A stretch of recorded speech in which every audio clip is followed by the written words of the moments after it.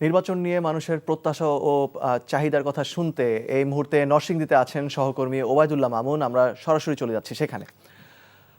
মামুন, জাতীয় নির্বাচন নিয়ে, আগামী জাতীয় নির্বাচনে প্রার্থীদের কাছে প্রত্যাশা নিয়ে কি কথা বলছে সাধারণ মানুষ?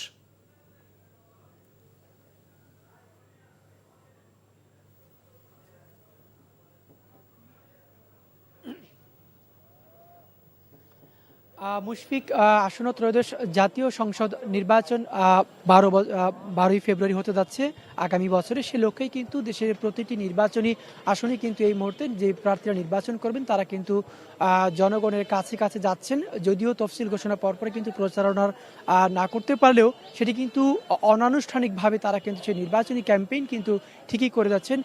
বাসা বাড়িতে ঘরোয়াভাবে কিন্তু তাদের যে বৈঠক এবং জনগণের কাছে বিভিন্ন ধরনের কিন্তু তারা নির্বাচনী যে কার্যক্রম সেগুলি নিয়ে আসলে তারা ব্যস্ত সময় পার করছেন। আমরা এই মুহূর্তে নরসিংদীতে রয়েছি, নরসিংদী জেলা শহরে।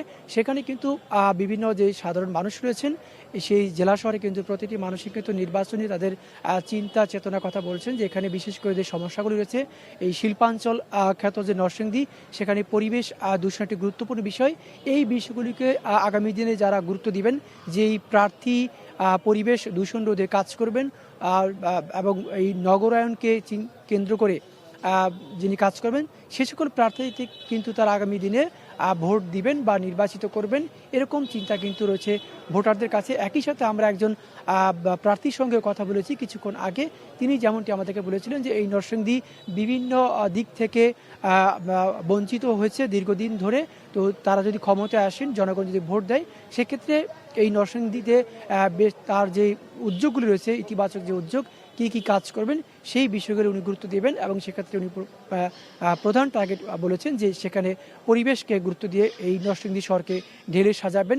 এবং এই নরসিংদী যেহেতু শিল্পাঞ্চল খ্যাত একটি জেলা শহর, সেই শিল্পাঞ্চল ক্ষেত্রে আসলে অনেক গুরুত্ব দেবেন। এবং টেক্সটাইল বিশ্ববিদ্যালয় করা যায় কিনা, পাবলিক বিশ্ববিদ্যালয় করা যায় কিনা, ঢাকা থেকে খুব মাত্র 55 কিলোমিটারের মধ্যেই এই নরসিংদী শহর, এখানে কি করা যায় সেই বিষয়গুলি কিন্তু এই নির্বাচনে যে প্রার্থীরা রয়েছেন, বিএনপি, জামায়াত সহ অন্যান্য যে প্রার্থীরা, তারা কিন্তু জনগণের কাছে মোটা দাগে এই তাদের ইস্তিহার মূলক যে বক্তব্যগুলি রয়েছে এগুলো তারা ভোটারদের কাছে কাছে বলছেন। তবে জনগণ কিন্তু বরাবরই বলছেন যে অতীতে প্রার্থীরা মাঠে এসে ভোটারদের কাছে যে ধরনের বিবৃতি বা যে ধরনের ওয়াদা করেছেন, বেশিরভাগই কিন্তু তারা নির্বাচিত হওয়ার পরে এই প্রতিশ্রুতি আর রক্ষা করেন না। এবার তারা আসলে ভোট দান করার ক্ষেত্রে, ভোট দেওয়ার ক্ষেত্রে জেনে শুনে তারা আসলে তাদের এই রায়টা প্রদান করবেন, সে লক্ষ্যেই কিন্তু ভোটারদের দিক থেকে তারা এই সিদ্ধান্ত নিয়েছেন। এবং একইভাবে কিন্তু ভোটারদের কনভিন্স করার জন্য কিন্তু এই নির্বাচনী আসন প্রার্থী যারা নির্বাচনের মাঠে যারা লড়ছেন তারা। এতক্ষণ নরসিংদী থেকে জানছিলাম আগামী জাতীয় নির্বাচনে প্রার্থীদের পরিকল্পনা এবং জনগণের প্রত্যাশার খবর।